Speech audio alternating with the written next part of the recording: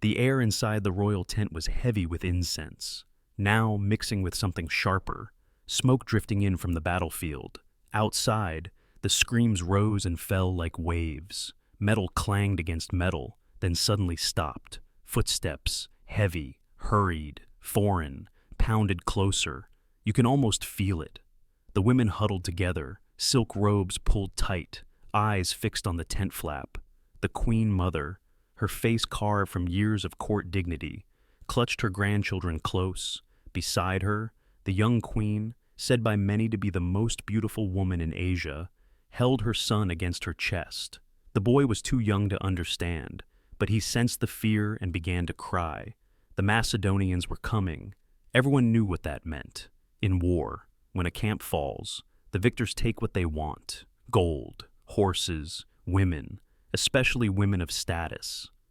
The stories were old, repeated across empires, cities sacked, families shattered, royal bloodlines ended in humiliation. This was the custom. This was the price of defeat, but something different was about to happen, something that would travel faster than any army, carried on whispers from satrap to satrap, all the way to the heart of Persia, something that would wound Darius deeper than any spear.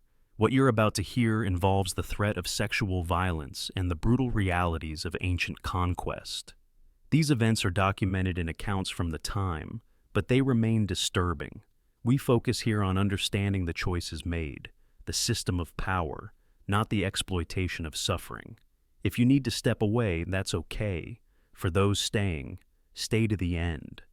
Because this isn't the story you might expect. This wasn't just another battle in a long campaign.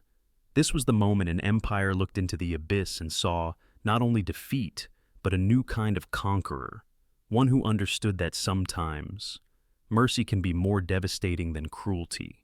It began with an empire that seemed eternal. The Persian realm stretched from the edge of India to the shores of the Mediterranean. 3 continents bowed to one king, the King of Kings. Roads connected its provinces. Royal messengers rode day and night. Taxes flowed in gold and grain and timber. Satraps governed distant lands, but all answered to the throne. It was a machine built over centuries, refined by Cyrus, expanded by Darius the Great, polished by Xerxes, and now, in the year we call 333 before the Common Era, it belonged to Darius III. He had not been born to rule. He was a distant cousin, raised to the throne after a court eunuch murdered the previous king and his sons. Darius proved capable enough, tall, brave in battle, generous to friends, but he inherited problems, rebellions in Egypt, restless satraps in Asia Minor, and across the sea, a young Macedonian king with fire in his eyes and vengeance in his heart. Alexander was 23 that summer. His father Philip had united Greece, built an army like the world had never seen, disciplined phalanx, shock cavalry, siege engineers who could reduce walls to rubble. Philip was murdered. Alexander took the throne and crushed every challenge at home. Then he looked east. The Persian kings had invaded Greece twice before, burning Athens, enslaving cities. Alexander vowed to make them pay. He crossed into Asia with perhaps 40,000 men, burned his ships so there could be no retreat, won his first battle at the Granicus River, took cities along the coast, cut the Gordian knot. The prophecy said whoever untied it would rule Asia. He sliced it with his sword. Darius finally moved. He gathered an army the Greeks could barely imagine, hundreds of thousands. Some said, cavalry from the steppes, immortals in golden armor, Greek mercenaries who knew Macedonian ways. He marched to cut Alexander off. The two armies met near a small river called the Pinarus, in a narrow coastal plain between mountains and sea. The place was called Issus. Darius made his camp behind the river. Tents of purple and gold rose like a city overnight. The royal pavilion alone was larger than most temples. Inside its inner chambers lived the women who symbolized Persian power, the Queen Mother Sisygambis, daughter of a previous king and guardian of tradition. The Queen Stateira, married to Darius for nearly 20 years, mother of his children, their daughters, young women on the edge of marriage, and the little prince, heir to it all. These women rarely left the palace complexes in Persepolis or Susa, but Persian kings took their families on campaign. It showed confidence. It kept the women close. It reminded the army what they fought for. That confidence would cost everything. The battle was short and brutal. Alexander attacked at dawn. His men crossed the river under arrow fire. The phalanx locked shields and pushed forward like a wall of spears. On the right, Alexander led the cavalry charge straight at Darius himself. The Persian center buckled. Chariots thundered uselessly into disciplined ranks. When Alexander's companions broke through, Darius saw death coming. He turned his chariot and fled. The Persian army collapsed. Men threw down weapons and ran. Macedonian soldiers poured into the camp before the dust settled. Now the plunder began. Imagine the scene. Soldiers who had marched for months on hard rations suddenly surrounded by wealth beyond dreams. Gold vessels scattered like trash. Purple cloth, worth more than its weight in silver, trampled underfoot. Caged birds from India singing in panic. Musicians who once played for the king now begging for life. And the people. Thousands followed the Persian army. Cooks, grooms, servants, craftsmen, families of nobles, entertainers, concubines trained in music and dance. Many were women of high birth, captured in earlier wars or sent as tribute. When an ancient camp fell, the rules were simple. What you could carry was yours. What you could not, you destroyed or left. Men were killed or enslaved. Women faced the same. Plus, whatever the victors desired in the moment, it was expected. It was the spoil of war. Accounts from the time describe beautiful captives spared for their looks. Others killed when they resisted or slowed the march. Families torn apart in minutes. In that chaos, the royal tent stood like an island. Guards still stood outside, eunuchs in fine robes, loyal to the end. But they could not stop what was coming. Inside, the women waited.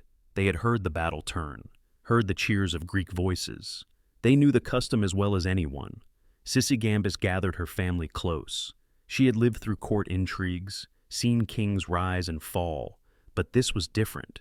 This was the end of everything she knew. Stateira rocked her son, whispering comfort she did not feel. The daughters clung to each other. The tent flap opened. Macedonian officers entered first, weapons drawn. Then two young men, one slight and fair, the other taller, broader. The women fell to their knees. Sisygambis crawled forward and threw herself at the feet of the taller man. She knew the conqueror would be the most impressive. She chose wrong. The taller man was Hephaestion, Alexander's closest friend. The smaller one, barely 23, with sun-bleached hair and eyes that seemed to see everything, was the king himself. Alexander stepped forward. He took Sisygambis by the hand and raised her up. "This man is also Alexander," he said gently. The tent was silent. He promised them safety. Their titles would be respected. Their attendants would remain. They could bury their dead with Persian rites. No one would touch them. They would be treated, he said, not as captives, but as royalty. Word spread quickly. First through the Macedonian camp. Soldiers who expected to see the royal women paraded, or worse heard, instead that their king had forbidden it. Some grumbled. The royal concubines alone numbered in the hundreds. Trained musicians and dancers worth fortunes on the slave market. But Alexander was strict. He punished excess. One man caught mistreating a captive lost his share of plunder. Then the news traveled east.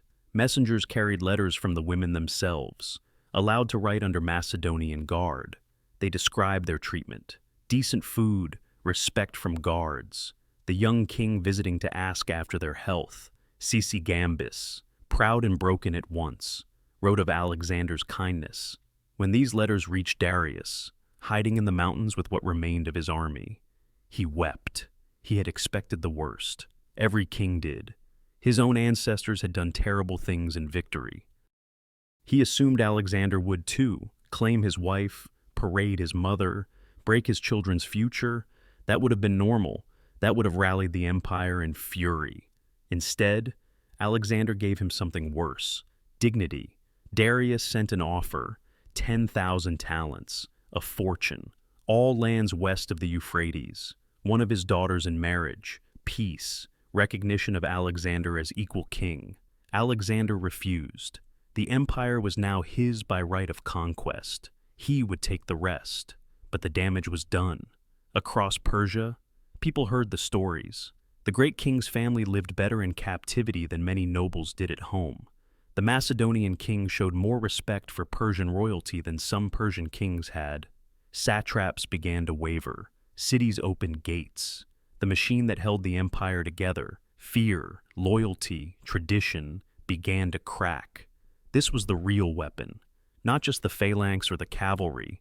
Alexander understood something deeper.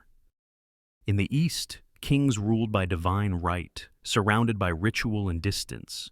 Women of the royal family were sacred symbols. To harm them was to harm the king's majesty itself. To protect them was to claim that majesty for yourself, by treating Sisygambis as a mother and Stateira as a queen. Alexander positioned himself not as a foreign invader, but as the better king, the legitimate successor. When he later married Stateira's daughter, wore Persian dress, adopted court customs, it flowed naturally from this moment.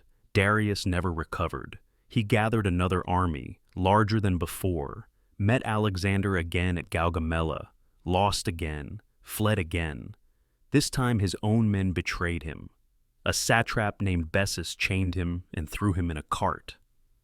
When Alexander's advance guard found him, Darius was dying. He asked for water. A Macedonian soldier gave it. Darius thanked him, thanked a common soldier of his enemy, and died. Sisygambis heard the news months later. She mourned, but not deeply. Years after, when Alexander himself died in Babylon, the Queen Mother fasted until she followed him. She had only one son left, she said, and he had been king of the world. The women who survived carried the story. Some returned to Persia after Alexander's death, when his empire fractured. Others stayed in the new cities he founded. Their children married into Macedonian families. Greek and Persian blood mixed, customs blended. The empire Darius lost became something new. Hellenistic kingdoms that carried Greek culture to India and Persian administration to the Mediterranean.